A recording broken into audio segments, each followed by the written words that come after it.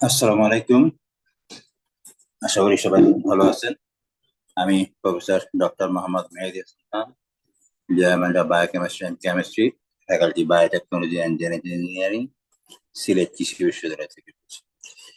যারা কৃষি গুচ্ছতে আমাদের জানি যে গত 10 এবং 11 তারিখে ভর্তি সম্পন্ন হয়েছে। এরপরে কতজন সিট খালি বা এরপরে কবে ভর্তি হবে, গণভর্তি নেবে কিনা, এই বিষয়ে অনেকেই জানতে চাচ্ছে। আসলে গত বৃহস্পতিবার তো আসলে পরীক্ষা শেষ হয়েছে। তারপরে শুক্র এবং শনিবার ছুটি ছিল। তারপর আজকে রবিবার প্রথম কার্য দিবস, এবং তারপরে সিট, কতগুলো সিট খালি, এবং এরপরে এগুলোকে আবার মাইগ্রেশন সবকিছু সম্পূর্ণ করতে একটু সময় লাগে। যাকে সময় শেষ করে আজকে একটু আগে যে নোটিশ এসেছে, 25-26 শিক্ষাবর্ষে প্রথম বর্ষ স্নাতক শর্মা কৃষি গুচ্ছ ভর্তি পরীক্ষা সংক্রান্ত সংশোধিত সময়সূচি, যেটা আজকে একটু আগে প্রকাশিত হয়েছে। আমরা যদি এই সময়সূচিটা দেখি, এখানে ক্লিক করলাম।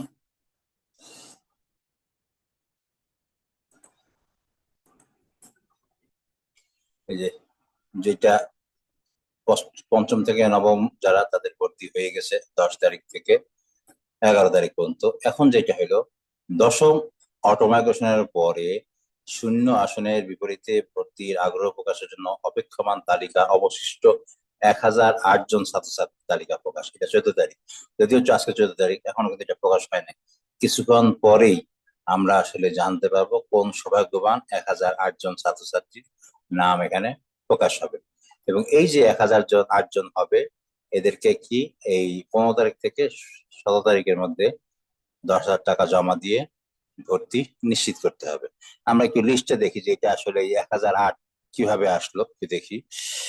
আমাদের এর আগের দিন আমরা দেখাইছিলাম যে আমাদের 247টা সিট খালি ছিল আগের ভর্তি, আর এখন টোটাল সিট খালি হলো 336। যেখানে আমরা 19টা, আমরা আশা করছিলাম যে হয়তো বা একশো, আমাদের ওই নিয়মের মতো যে 103টা হলে হয়তো বা 350 সিট খালি হবে, কিন্তু আসলে বেশিরভাগ সিটই খালি হয়ে, মানে পূরণ হয়ে গেছে 247টা। আমরা যদি এটাকে মাইনাস করি,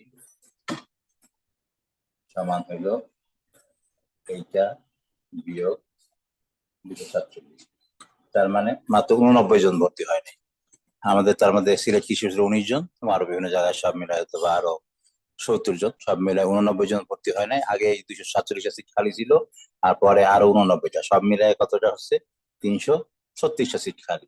এবং সাধারণত 3 গুণ ডাকা হয়, এই জন্য 336কে 3 দিয়ে গুণ করলে কত হয়, 1008। তাহলে এখন এই 1008 জনকে তারা ডাকবে।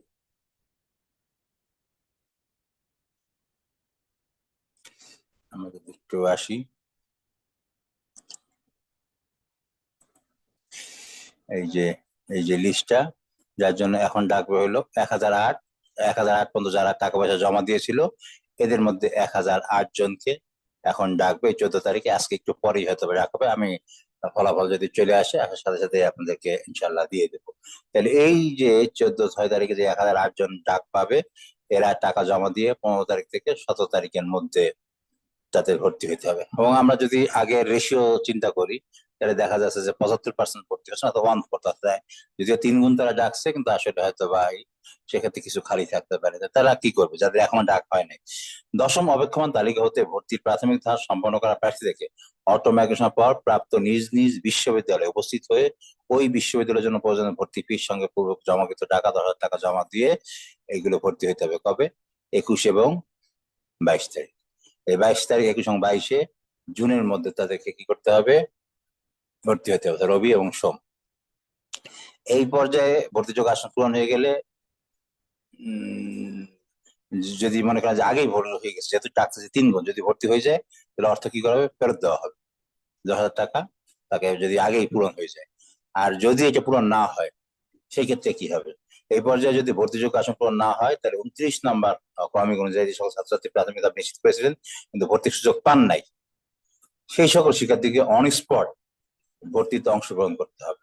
অন স্পট ভর্তি দিন অনুপস্থিত শিক্ষার্থীদের কোনো প্রকার অর্থ ফেরত প্রদান করা হবে না। যারা অনুপস্থিত থাকবে তারা টাকা ফেরত পাবে না, কিন্তু যাতে উপস্থিত হয়ে তাদেরকে ভর্তি প্রদান করতে হবে, যার জন্য তারিখগুলো হলো খুবই গুরুত্বপূর্ণ।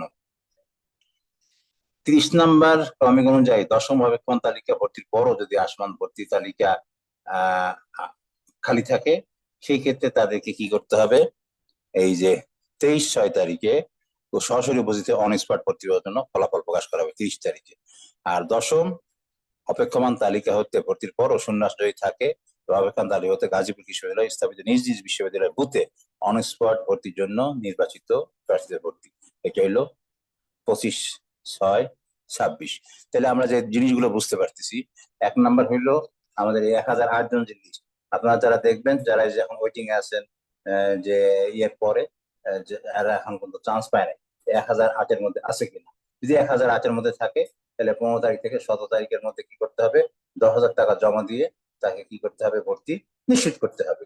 এবং পরবর্তীতে ভর্তি 21 তারিখের মধ্যে থেকে 22 তারিখের মধ্যে স্ব বিশ্ববিদ্যালয়ে যায় ভর্তি হতে হবে।